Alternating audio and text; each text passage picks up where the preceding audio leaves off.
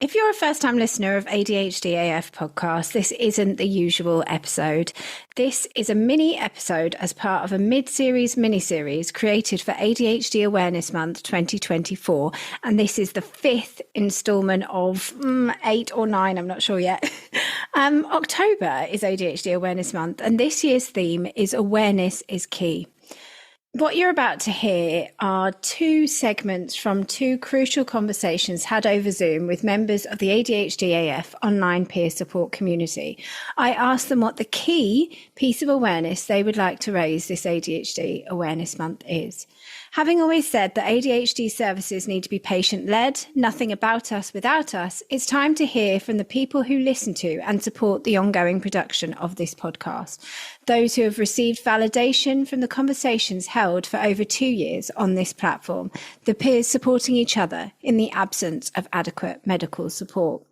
It's so important for those of us who have not been heard or supported to have our say, so I wanted to use the platform the best way I could.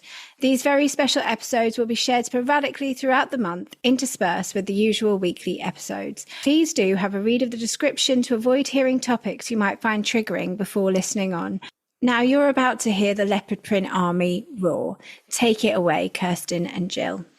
Hi, so my name is Kirsten. I'm 34, Scottish from the Central Belt, but I've been living in Aberdeen for a few years. I came up for university, ended up staying up here because I landed a job as a museum assistant. So I was diagnosed later in life, which seems to be the case for a lot of AFAB people. Diagnosed with autism at 24 and then with ADHD at 31. In a way, getting the diagnosis has felt like being smacked by a train. I did originally write that it was like, oh yeah, it made so much sense and everything. And then I look back at it and I'm like, it really didn't. It really felt like being smacked by a train because nobody told me. And then when I got diagnosed, people were like, yeah, that makes sense. And I'm like, great, could have told me. But, unraveling it over time, I did realise that it did make sense.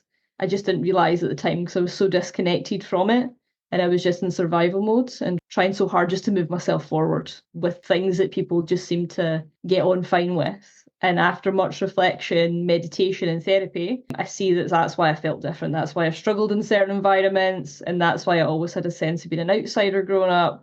And I always had long periods of self-reflection, thinking back on life. And I've been healing and growing from that, dealing with things in bite-sized stages, because it was just too painful if I took too much on to deal with it. Fitness has been a big part of that time, cutting time out of my week for something that is for me. And I've started running recently, and I've been doing circus for 8 years. So these things have kind of like building up confidence, building up autonomy of self, and kind of grown past my anxieties and fears. Even before diagnosis, I always had a feeling of not quite fitting in like school, social situations. There was always a sense that something on the fringes, like I wasn't wired the same way as everybody else. It wasn't until I started speaking to friends that had similar experiences and like communities that I was like, felt more at peace with it, and I felt like safe around people, when I went off on tangents and stuff.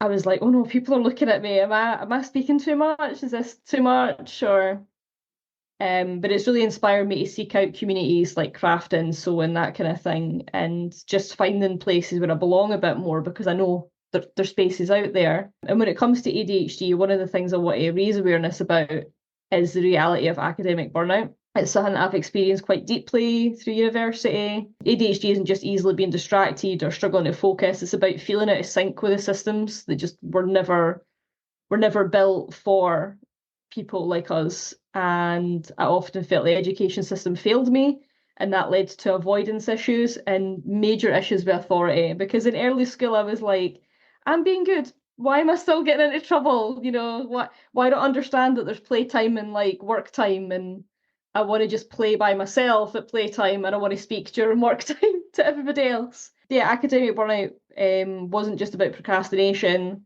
or getting things done in time. It was about the emotional, mental exhaustion of trying to force myself into a mould. So it's sometimes misunderstood or overlooked. Say a year on, I'm still recovering from it. Even silly things that I'm celebrating, like sewing a button on my jacket, which has taken me months to do, and I've just been walking about without a button on my jacket. ADHD is more than what people talk about with the traits. It's a lot beneath the surface, going on with emotional turmoil and navigating the world that doesn't accommodate you a lot of times, whether it's work, school, that kind of thing. So you're like, oh, there's no accommodations made for me. For me, finding community and space where I felt understood has made all the difference. It's why I'm passionate about working in community settings, and I'm hoping to do more of that in the future. Hi, my name's Jill, and I'm on the ADHD waiting list. I've been on for about a year with Right to Choose, so self-diagnosed at the moment.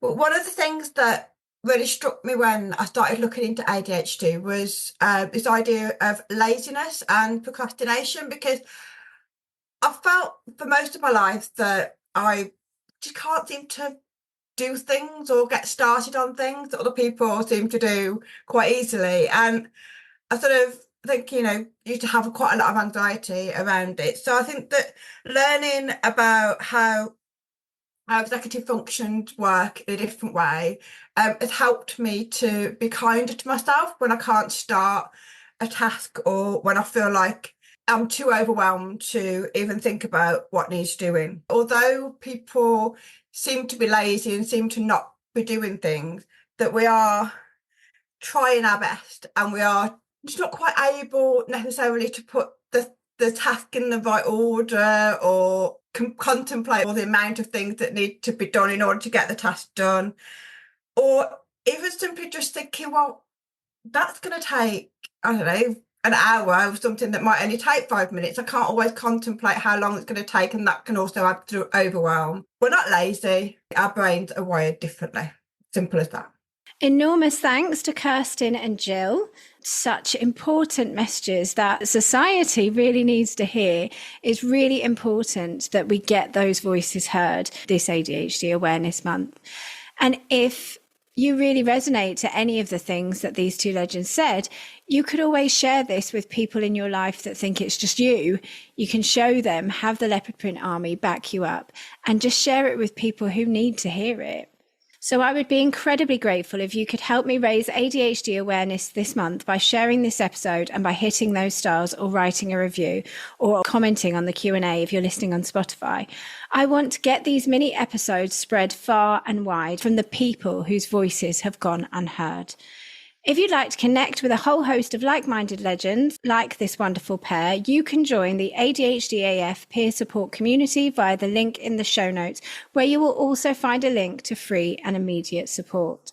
We invite you to join us on Friday the 25th of October for the 3rd annual ADHDAF Day, in which we paint the world leopard print to raise ADHD awareness. All you need to do is pop on at least one piece of leopard print on this day to stand in solidarity with our Leopard Print Army, and post a selfie or video of what you would most like the world to know about ADHD. Then just tag ADHDAF podcast, hashtag ADHDAF Day, and I will reshare your messages. Myself and all of the Leopard Print Army, thank you for your support. Jane Walsham, the mother of Jodie, whose story was shared in the previous interview, shared the danger of not listening to people who have gone their lives not knowing that they have ADHD.